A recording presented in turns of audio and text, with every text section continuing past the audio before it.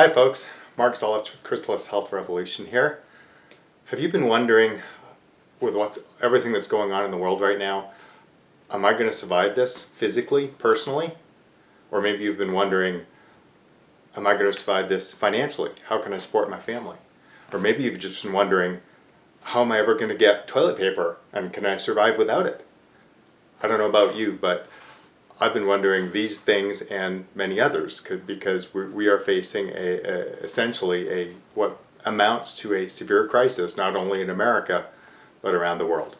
So I'm going to share a couple different areas today. First, I want to start with some broad observations and some assumptions. Then I'm going to ask the question, should we take this seriously? And if so, why? And why timing is everything. Then we're going to talk about some specific actions that you can take to protect yourself and your family and your fellow Americans. And then we're going to close out with some silver linings, because believe it or not, there are some bright spots in all of this. There is, as always, hope to be had. So let's dive into, first off, can you make a difference as an individual person who's watching this? Can you make a difference in what's happening in the world today? And actually the bottom line answer is yes. You, yourself, individually, can save lives. And I'll tell you how as we move forward.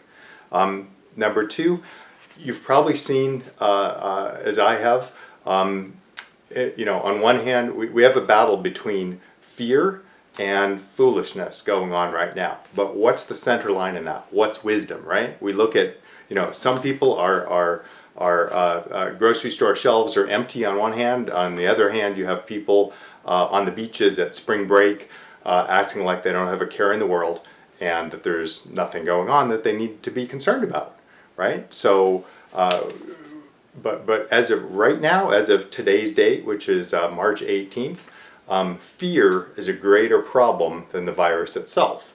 But as time goes on, the virus can become a problem for a lot of people as well. So we will talk about all of that. However, when we talk about grocery store shelves being cleaned out and hoarding, can I ask you a question? What do you think? If the virus is a real deal, being in Costco crowded in with 1,000 other people all trying to grab the last roll of toilet paper, do you think that's a risk? Is that a bigger risk or a lesser risk than running out of toilet paper? Just asking the question. Bottom line, we need wisdom, kindness, and compassion as we journey through this together as a people, as a family of faith, and as a country, and as humankind, ultimately. I also want to address humor. Humor is great. I've seen some hilarious Facebook memes going around about coronavirus, and that's great because humor is a great way to bleed off our stress and our worry and deal with it. However, we also don't want to mislead people into a false sense of security, as in, this is not real, I don't need to worry about it, I can brush it off, it's not going to affect me. Okay? Then let's talk about faith and prayer. This is a great time to be, buried in your faith, in the Word, and ultimately, we all have a test at stake right now. And our test is this: are you going to trust and love and be the hands and feet of Jesus to people who are in need, to people who are at higher risk than you, to people who are elderly, to people who have lost their jobs already because of this? Or are you going to live in a place of fear and survival of the fittest and get and hoard? So that is our test that every one of us is going to face right now. So I want to challenge you to examine your heart and your motivations and ask that question. And if you come to the conclusion that, you know what, I've been living in a place of fear rather than faith and love and service, then can I challenge you to not only repent, but to do something about it, to take some of those things that you may have been hoarding, because we don't need 8 bottles of rubbing alcohol, we don't need 180 rolls of toilet paper. Can I encourage you to share what you may have gathered with those who have none, or those who have run out because the store shelves were empty? All right. Next, it is difficult to show what does not happen or what has been prevented. because with a situation like this, with this virus running rampant, if it is stopped early, which is the goal, then all kinds of people are going to say, everybody was overcautious and it turned into a non-event, and what an overreaction we all had. But actually an overreaction in this case is good. That's what we want. We want people being cautious and preventing this from spreading. On the flip side, if we're not cautious, and if this virus goes haywire and 70 or 80% of the people in the country get it, then we'll be having congressional inquiries of why wasn't more action taken, and what happened here, and what happened there, and there'll be lots of hand wringing and lots of accusations, and that's not productive either. Ultimately, we cannot afford to not be extra cautious and not overreact right now. So the overreaction that you're seeing around the country in terms of saving lives is actually a really good thing. Before this is all over, my guess is everybody watching this will know somebody directly affected by the virus itself. Not just their life changed because of how America is changing right now, but in terms of directly affected by the virus. Now, some of you may already want to disqualify me as being alarmist, or maybe you have you're aware of some conspiracy theories that maybe you even believe in, or you're disqualifying me in some way or another. But I want to beg you, please watch through to the end of this, because some of the things I'm going to share with you are actually very profound and may change your perspective. I'm not going to try to convince you of anything. I'm just going to share science and numbers with you. But in doing so, hopefully, I can encourage some of you to step up and to actually start making the difference that is needed in order to save lives in this country. Also, some of you may be thinking that maybe this is a Chinese plot or a deep state plot to crumble the economy and overthrow Trump. I'm not here to argue that one way or the other. I'm simply here because the reality is that there are already people suffering and dying, or watching their loved ones suffer and die, both here at home and abroad all over the world. So the reality is we are up against something big, and we need to all come together as a country and act in unison, and only by doing that can we shorten the length of time that everybody's out of commission and the length of time that this entire process lasts. So I want to invite you to join me in being proactive about what we can do. So let's jump into why should we all take this seriously, and why is time so critical to this process? Well, first off, I want to share with you that just as of like 3 or 4 days ago, new science came out that shows that in fact this virus is aerosolized. That doesn't just mean standing from somebody getting sneezed on 3 feet away and large droplets. This is like, aerosolized means like hairspray, teeny tiny droplets that are so small and so light that they sit around in the air for up to 30 minutes after somebody sneezes or coughs, and you can walk through that cloud of aerosolized particles, inhale them, and get the virus. So that means ultimately that while hand washing is super important, you can still catch it off of surfaces, hand washing by itself is not enough. Isolation and physically keeping yourself very distant from others or completely apart from others is going to be critically important in not only helping prevent you catch this, but in containing it overall as a country. That physical isolation piece is really important, and I want to encourage you to take that step, because if, again, as America, as a country, if we don't do it voluntarily, we may be forced to by our government, right? Many of the countries have where this is already, where there are several stages ahead of us in the process, like China. We're talking a communist dictatorship, essentially. They can force their people to do anything they want. And even in free countries like South Korea, where they're also ahead of this and have a lot more cases than we do, Their people are receiving fines and or jail time if they break their curfew and if they break the isolation or the quarantine orders. Not just quarantine if you have it, but quarantine for everybody, because ultimately that's the only way to stop this from spreading. So it's the only way to ultimately to save lives. So something else we need to know about this is that the incubation period is anywhere from 5 to 14 days. What does that mean? It means that you actually have the virus in your body, and you are sharing that virus through exhaling, through coughing, through sneezing. Even if it's a seasonal allergy, but you have the virus, you're sneezing that virus out, again, in an aerosolized way, and other people walking into it. But yet you don't have any symptoms yet. You don't have a fever. You don't have a dry hacking cough yet. You don't have the splitting headache or some of the other symptoms that come along with the coronavirus. And the reality is that through this 5 to 14 day period, you can come into contact with and infect dozens or even 100 or more people, because you're thinking, oh, I'm fine. I'm not going to spread it to anybody because I don't have it. I don't have symptoms. But the bottom line, as I'm trying to explain, is you may not have symptoms, but you may be carrying it and spreading it. So that's the importance of understanding what the incubation period is. Also,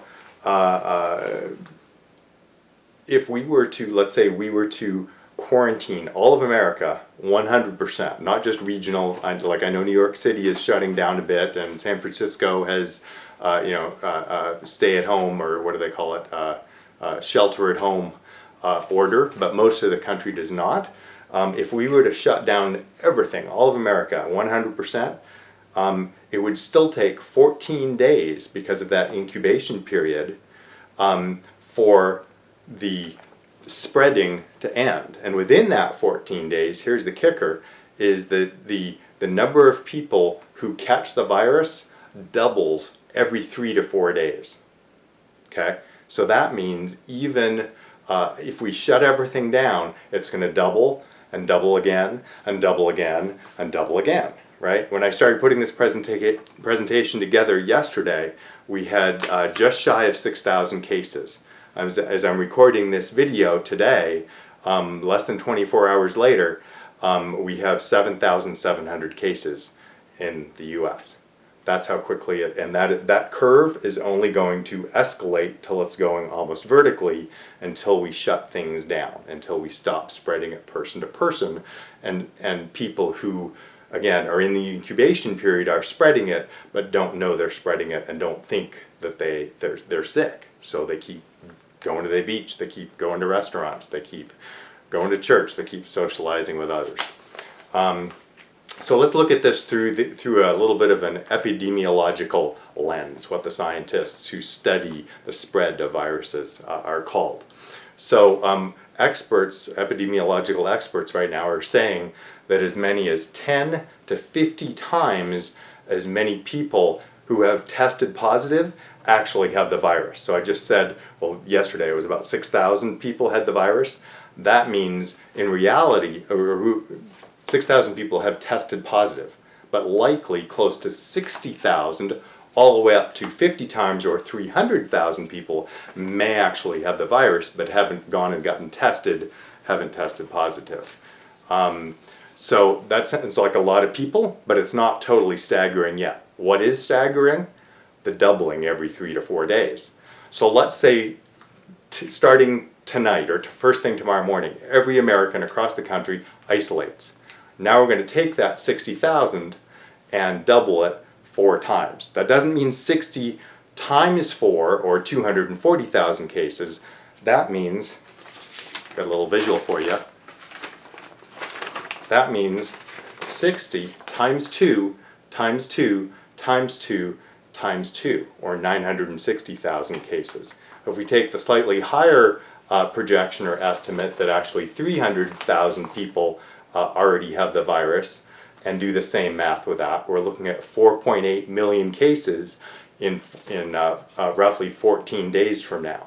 That's how viruses spread. It's just like multi-level marketing, right? You want to create your chain of people below you so it multiplies out. And while that may be good for multi-level marketing, it doesn't work so well, or it's not such a good thing when it comes to viral spread, especially when there's such a long incubation period.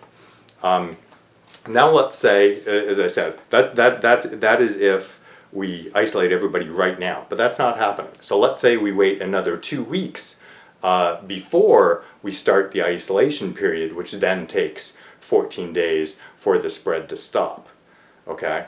For all those people who are still carrying it and spreading it. So if we wait 2 weeks, that's 28 days. That means we're going to double those numbers, not 4 times, but 7 times, all right? So another visual for you. That 60,000 doubled 7 times ends up with 7.5 million cases. That is quite a few people. On the other hand, you take the high number of that, the 300,000 possible cases right now in America across the country, and double that 7 times, and you end up with 38.5 million. Now we're starting to get truly staggering, right? Now, our CDC task force estimates that this is all going to peak in about 45 days. Well, 45 days, if you're taking the more conservative doubling every 4 days, not 3 days, that's doubling it 11 times. If you take 60,000, just the lower end number, 60,000, and double it 11 times, you end up with 123 million cases in America, or about a third of our population.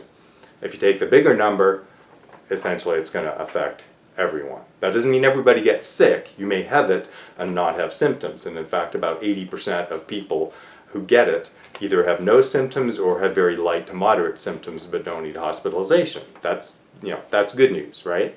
But we also have to remember that for the people who do get it, the 20% who do get it more seriously, and the death rate follows, not instantaneously. So yesterday we had 6,000 cases and about 60 deaths. You might look at it and go, well, that's not very much. But we have to remember that from the time of testing confirmed positive to dying of it can take 2 to 3 to 4 weeks. So there's a big lag time. And the death rate looks like it's about 3.4%. So you take that 6,000 cases that we had yesterday, and ultimately about 200 people will die from it, not 60. So we have to take into account that lag time. Now, of critical importance in flattening the curve is our hospital beds and ventilators, because here's how the health system gets completely overwhelmed and why flattening this curve of, we're just in the bottom of the curve right now, where it's going to start skyrocketing, right? Italy is going up 6,000 or 8,000 cases a day. We're only going up maybe 1,000 to 1,500 cases a day, but it's going to keep going steeper and steeper up the curve, right? So when it comes to overwhelming the healthcare system, we have about 100,000 ICU beds in the entire country. We have about, when you include older units and units that are in storage for emergencies, we have about 200,000 ventilators. That sounds like a lot, but you have to remember 75% of our hospital beds are already full for people with the flu or regular pneumonia or heart disease or what have you, our everyday run-of-the-mill diseases, leaving only 25% of our beds available. Now, if we take that number of waiting 2 weeks until we start a total lockdown of all of America, that means we have 75 million cases 2 weeks out from when we start the lockdown. What's 5% that need a ventilator of that 7.5 million? That's 375,000. How many ventilators did I say we had? About 200,000. So that means we're going to be in a world of hurt. Can you see the problem? Italy is already there. They're already having to choose who gets treatment and who do we let die, because we can't help everybody. And we don't want to be there. So the bottom line is only we, the people, can make a difference and can halt this dramatic rise, and it starts with you. So please don't do anything unnecessary. As a matter of fact, let's jump into what are the actions that you can take to protect yourself, your loved ones, and the American people, okay? Because you do have a lot of power in this situation. You may think you don't, but you do. So first off, isolate and self-quarantine both yourself and your family, okay? That is really, really important. That is the only way for this to end. And as a matter of fact, I'm an advocate of shutting down the whole country for 30 days. If we shut down the country and everything, with the exception of grocery stores, pharmacies, hospitals, and maybe the fire department, then this can essentially go away within a month, okay? And that's a good thing. I might go, oh, I can't not work for 30 days. I can't not do this or that for 30 days. I can't be shut in my house with my kids. I have 3 boys, so I get it, for 30 days. But guess what? You can, okay? And the other benefit, in addition to the medical benefit of stopping this thing in its tracks, is the financial benefit. You might think financial benefit, like, ugh. But you know what? If we only do this piecemeal, a little bit here, a little bit there across the country, it's going to keep spreading and keep gaining traction, and this whole journey that we're on might last 3 months or 4 months or 6 months, right? Most of us, we can make it by even with a little credit card help, and it looks like the government might help and send some checks out, which would be great for those people who've lost their jobs, at least temporarily, and don't have any income. But we can get by for a month, maybe 2 months. But 3, 4, 5, 6 months, that's much harder to get by. It's also much harder to get by for small business owners, for the restaurants that are being shut down. Most small to medium-sized restaurants, they may be able to hang on for a month of no business, but you take them out of no business for 4 months, and that's much harder for businesses in America, or at least small businesses in America, to deal with and to swallow. So I'm a big advocate of let's get this over and done with. Let's shut everything down as quickly as possible. But the reality is, I want to ask you to isolate no matter what the government tells you to do. It's the wise thing to do, it's the right thing to do, and it's the smart thing to do. Also based on a lot of Facebook posts I've seen, there's a lot of people that are in denial about this, right? Really, they're still going on planning vacations, they're going camping, they're going to the beach, they're hanging out with friends. If you live in an area where restaurants haven't been shut down, they're going to restaurants, etc. But the reality is, people in their 20s, 30s, and 40s, even with no other existing complications, are dying from this. So it is a real threat to everybody. Now certainly the risk is higher if you're over 70 and if you have more complicating health risk factors, like heart disease or cancer or COPD. It's more of an issue for sure, but the reality is this virus is attacking everybody's immune system differently, and our immune systems, our biochemistry is all individual. So the reality is, unlike the flu, this virus is a risk for everybody, and it does have a significantly higher mortality rate than the flu. So in addition to isolation for everybody, we need to be responsible. We also need to stop touching our face, right? Science shows the average person touches their face, their mouth, their nose, or their eyes anywhere between 2 to 45 times an hour. That's a lot. Most of it we do is unconscious. We're just scratching something, or, I mean, God forbid, let's be real, right? How many of us pick our nose a little bit here and there? We got to stop doing that. We have to train ourselves and our loved ones to not touch our face. And if we do so, only do so immediately after washing our hands thoroughly under running soap or running water and soap for 20 seconds or more. That's the recommendation, to actually remove most of the germs from your hands. But let's stop touching our face. Let's talk about masks. Now, masks are actually most helpful if you have symptoms or you've already been diagnosed and tested positive, to help others around you from catching it. They're less helpful just walking around, going through an airport, whatever. If you're not sick yourself, but you're trying to protect yourself, they can be a little bit helpful, but not as helpful as if you're already sick, okay? However, if you do, for some reason, have to take public transport, I would strongly recommend wearing a mask, especially if you're in a public space like a plane or a public bus or something like that. That's going to be very helpful because of the aerosolized factor in transmission. Next, I want to encourage you to help a parent, an elder, a neighbor, somebody who is, the reality is there's a lot of people who are afraid of going out. Yes, you've got people on the beach, but you've got other people who are just scared to death of this, and they're living in a state of fear rather than a state of trust and wisdom and isolating, but they're isolating out of fear. So can we help them? Can we offer to go shopping for them? Can we, if we've stored extra supplies, can we share some of those supplies with them? But the key here is, especially if they're older, wear a mask yourself, just in case you, again, don't know you have it, but you have it. Wear a mask so that you're not putting them at greater risk, because if they're older, they're already at greater risk. Okay? Then let's stop panic shopping and hoarding, right? The reality is none of the supply chains are broken. Most of the warehouses for places like Costco and Sam's and Walmart, and here in Texas we have H-E-B grocery stores. I know in the Northwest there's Hagen's. The warehouses are full. The problem is the panic buying takes stuff off the shelf faster than the stockers can replace. So let's calm that down. Also, toilet paper and water. What? Why? Okay, this is not a diarrhea disease. And it's also not going to shut down our water systems. This isn't a nuclear attack that is going to disable everything electronic and hence the pumps, and so we lose running water. Okay, that's not going to happen. So stop stocking up on water, stop stocking up on toilet paper. Let's leave it for those who need it. And speaking of leaving it for those who need it, things like hand sanitizer, alcohol, that's rubbing alcohol, wipes, hydrogen peroxide, things that actually kill and destroy, bleach, things that kill and destroy this virus.